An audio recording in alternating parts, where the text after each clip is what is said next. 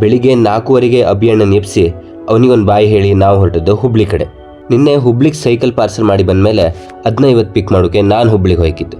ಅದಕ್ಕೆ ಬೆಳಿಗ್ಗೆ 6 ಗಂಟೆ ಟ್ರೈನಿಗೆ ಹುಬ್ಳಿಗೆ ಹೊರಟಿದ್ದೆ. ಇದಕ್ಕೆ ಹೊರಗೆ ಬಂದ್ರ ಮೇಲೆ ಗೊತ್ತಾದ್ದು ರಾತ್ರಿ ಮಳೆಗೆ ವೆದರ್ ಫುಲ್ ಚಿಲ್ ಆಯ್ತಿತ್ತಂತ. ಆದರೂ ಲೇಟ್ ಆಗೋದು ಬೇಡ ಅಂತ ಬಸ್ಸಿಗೆ ಕಾಯ್ದೆ ಒಂದು ರ್ಯಾಪಿಡೋ ಬುಕ್ ಮಾಡ್ಕೊಂಡು ಹೊರಟೆ ರೈಲ್ವೆ ಸ್ಟೇಷನ್ ಕಡೆ. ಅರ್ಧ ಗಂಟೆಲೆಲ್ಲ ಮೆಜೆಸ್ಟಿಕ್ ರೀಚ್ ಆಯಿತೆ. ಸ್ಲೀಪರ್ ಕ್ಲಾಸ್ ಟ್ರೈನಲ್ಲೆಲ್ಲ ಮೊದಲು ಹೋಯಿದ್ದೆ, ಆದರೆ ಒಂದು ಜನಶತಾಬ್ದಿ ಎಕ್ಸ್ಪ್ರೆಸ್ ಅಲ್ಲಿ ಹೋತಿದ್ದು ಇದೇ ಫಸ್ಟ್ ಟೈಮ್. ಒಂಥರ ಲಕ್ಸುರಿ ಫೀಲ್ ಬರ್ತಿತ್ತು. ಮಳೆಗಾಲದಲ್ಲೂ ದೊಡ್ಡ ವಿಂಡೋ ಸೀಟ್ ಬದಿ ಕೂತ್ಕೊಂಡು ಹೊರಕ ಅಂತ ಹಾಪ್ದ ನೆಕ್ಸ್ಟ್ ಲೆವೆಲ್ ಫೀಲ್. ಮಧ್ಯ ಹಸು ಆಯ್ತನಳ್ಳಿ ಅಲ್ಲೇ ಇಡ್ಲಿ ಮಾರೋಕ್ ಬಪ್ಪೋರ ಹತ್ರ ಒಂದು ಪ್ಲೇಟ್ ಇಡ್ಲಿ ತಗೊಂಡು ತಿಂದೆ. ಕಡೆಗೆ ನಮ್ಮ ಅಭಿಯಣ್ಣ ಕಳಿಸಿಕೊಟ್ಟು ಮಿಲ್ಕಿ ಬಾರ್ ಚಾಕ್ಲೇಟ್ ತಿಂಬಕ್ಕೆ ಶುರು ಮಾಡಿದೆ.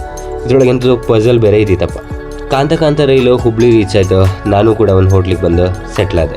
ಕಡೆಗೆ ಒಂದು ಸ್ವಲ್ಪ ಹೊತ್ತು ರೆಸ್ಟ್ ಮಾಡಿ ಊಟಕ್ಕಂತ ಒಂದು ಬಸವೇಶ್ವರ ಖಾನಾವಳಿಗೆ ಬಂದೆ. ಈ ಖಾನಾವಳಿ ಖಾರ ಉಡುಪಿಯವ್ರಿಗಲ್ಲಪ್ಪ. ಟೇಸ್ಟ್ ಹೆಂಗಿತ್ತಂತ ಕೇಳಿದ್ರೆ ಖಾರ ಬಿಟ್ಟು ನಂಗೆ ಬೇರೆ ಅಂಥದ್ದು ಗೊತ್ತಾಯಿಲ್ಲ. ಖಾರ ಆದಂಗೂ ಒಂದೊಂದು ಚುಚ್ಚೂರು ಮೊಸರು ತಿನ್ಕೊಂಡು ಹೆಂಗೋ ಮ್ಯಾನೇಜ್ ಮಾಡಿದೆ. ಊಟ ಮುಗಿಸ್ಕೊಂಡು ನನ್ನ ಸೈಕಲ್ ಪಿಕ್ ಮಾಡುವ ಅಂತ ವಿಶ್ವದ ಅತಿ ಉದ್ದದ ರೈಲ್ವೆ ಪ್ಲಾಟ್ಫಾರ್ಮ್ ಹೊಂದಿಪ್ಪು ನಮ್ಮ ಹುಬ್ಳಿ ರೈಲ್ವೆ ಸ್ಟೇಷನ್ಗೆ ಬಂದೆ. ಇದು ನನಗೂ ಈಗಲೇ ಗೊತ್ತಾದ್ದು. ಅಲ್ಲಿಂದ ಸೈಕಲ್ ಪಿಕ್ ಮಾಡ್ಕೊಂಡು ನಾವು ವಾಪಸ್ ರೂಮ್ ಕಡೆ ಬಂದೆ. ಮತ್ತೊಂದು ಸ್ವಲ್ಪ ಹೊತ್ತಿಗೆ ನಮ್ಮ ಸುದರ್ಶನನ ಕೂಡ ಲೊಕೇಶನ್ ರೀಚ್ ಆದರು. ಕಡೆಗೆ ಅವರ ಮೂವಿ ಸ್ಕ್ರೀನ್ ಇವೆಂಟಿಗೆ ಹೋಗಿ ಸಂಜೆ ವಾಪಸ್ ಇದೇ ಹೋಟೆಲ್ ಬಂದು ಸ್ಟೇ ಆಯಿತು. ಮತ್ತೆ ಸಿಕ್ಕುವ, ಬಾಯ್ ಬಾಯ್.